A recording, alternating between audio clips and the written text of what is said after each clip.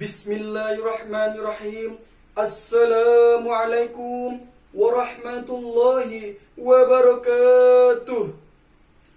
Alhamdulillahilladzi hadana lihadza wa ma kunna linahtadiya laula an hadanallah.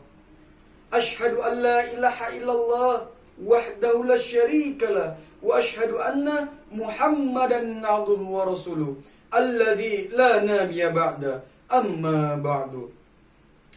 Dewan Hakim yang arif lagi bijaksana yang kami muliakan, bapak-bapak, ibu-ibu yang kami hormati, dan teman-teman seperjuangan yang kami sayangi. Pertama-tama dan yang paling utama, marilah kita panjatkan puji syukur kita kepada Allah Subhanahu wa taala, karena kiranya Allah masih memberikan kesempatan kepada kita untuk menghirup udaranya Allah. Dan Allah masih memberikan kesempatan kepada kita untuk memperbaiki kesalahan-kesalahan yang telah kita lakukan selama ini. Oleh karena itu, sudah sewajarnya kita harus selalu bersyukur kepada Allah Subhanahu wa taala. Salawat berangkaikan, salam bertangkaikan, iman berbuahkan rindu, bermahkotakan insan kepada pemuda tampan, bentengnya kota Mekah, buah hati Aminah, putra Abdullah, kekasihnya Allah, yakni baginda Muhammad sallallahu alaihi wasallam. Allahumma sholli ala Muhammad wa ala ali Muhammad. Semoga dengan kita memperbanyak salawat kepada beliau, kita mendapatkan syafaat di yaumil akhir kelak nanti. Amin amin ya rabbal alamin. Hadirin wal hadirat rahimakumullah. Al-Quran merupakan pedoman, pendidikan, dan tuntunan umat Islam. Allah menurunkan Al-Quran bukan hanya sekedar untuk dibaca secara tekstual saja, tapi Allah menurunkan Al-Quran untuk kita pahami, kita hayati, serta kita amalkan dalam kehidupan sehari-hari. Al-Quran adalah dasar bagi pendidikan, karena Al-Quran merupakan suatu informasi yang memiliki kesesuaian dengan hasil sains modern. Oleh karena itu, Al-Quran merupakan suatu faktor utama dalam mendidik umat manusia.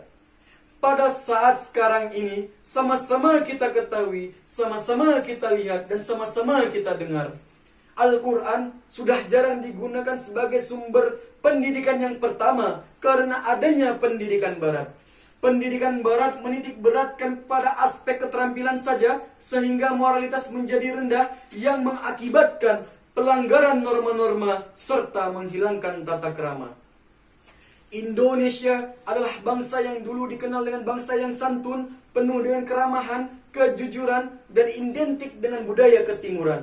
Tapi sekarang, para politikus dipenuhi dengan sandiwara dan penuh dengan pencitraan, pelacuran yang hampir dihalalkan, ulama yang penuh dengan keduniaan, dan pelajar yang sering tawuran, serta para pedagang yang senang dengan penipuan.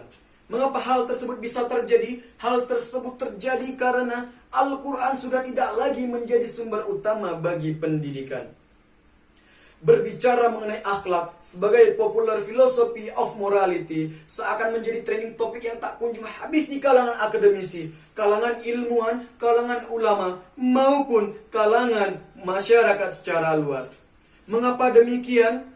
Karena kajian mengenai masalah perilaku manusia adalah tentang pembahasan tentang kaidah kehidupan manusia, aturan-aturan yang harus ditaati, dan pedoman yang harus dijalani. Mengenai masalah perilaku manusia seperti tak kunjung habis, karena tidak sedikit orang pun yang kehilangan pikiran logis. Di depan berwajah manis, tapi hati berhasrat iblis. Oleh karena itu, untuk memberikan kontribusi yang berarti sebagai bentuk kepedulian terhadap bangsa ini, untuk memberikan konsep solutif konstruktif terkini melalui syarhil Quran kami yang kami beri judul Membangun Pendidikan Karakter Anak Bangsa Menurut Al-Quran. Sebagai pembahasan, kami awali dengan satu buah pertanyaan, apa itu pendidikan? Sudah banyak para ahli yang meneliti, tapi intinya pendidikan diambil dari kata didik yang dibubuhi dari awal kata pe dan akhiran an, yang berarti memelihara dan membantu melakukan pengerjaan terhadap serta tuntunan untuk akhlak dan kecerdasan pikiran. Sementara pendidikan adalah suatu proses pengubahan sikap dan tata laku seseorang menuju kedewasaan.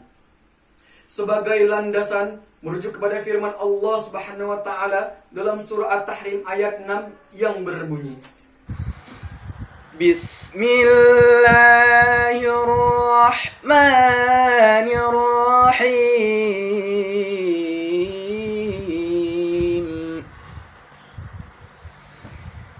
Ya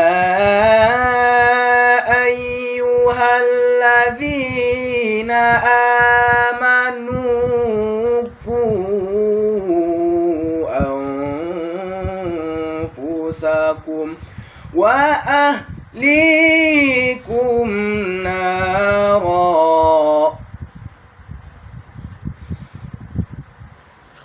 waquduhan nasu wal hijaratu 'alaiha malaikatun ghilazun shidad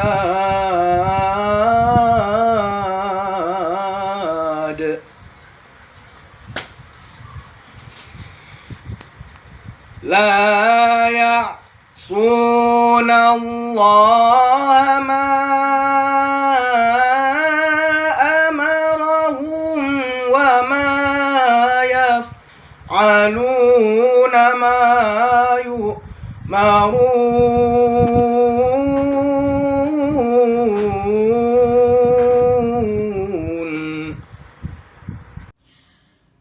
Aku berlindung kepada Allah dari godaan syaitan yang terkutuk dengan menyebut nama Allah yang Maha Pengasih, Maha Penyayang. Wahai orang-orang yang beriman, peliharalah dirimu dan keluargamu dari api neraka yang bahan bakarnya adalah manusia dan batu.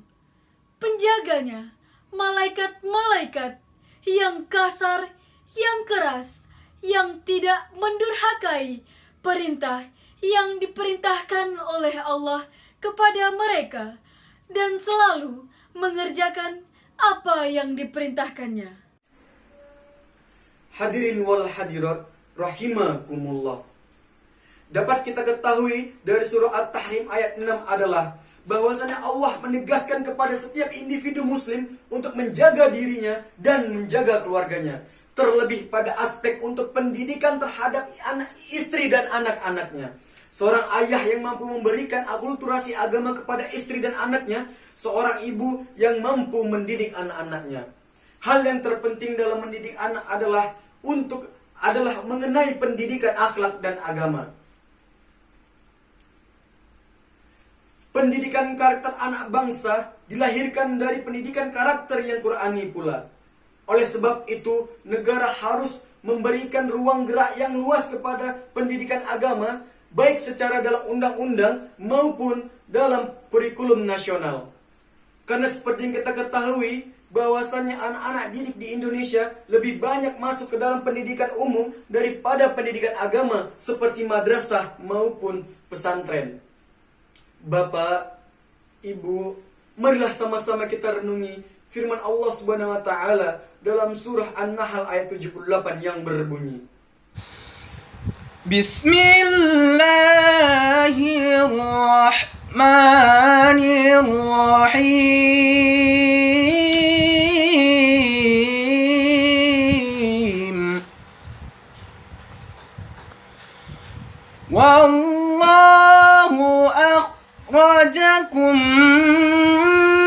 min butuni ummahatikum la ta'lamuna syai'a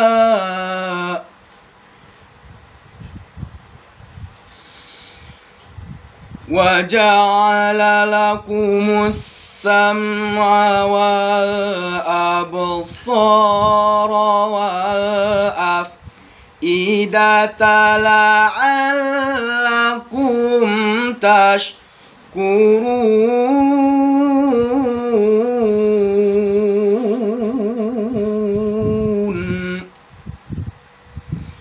صدق الله العظيم.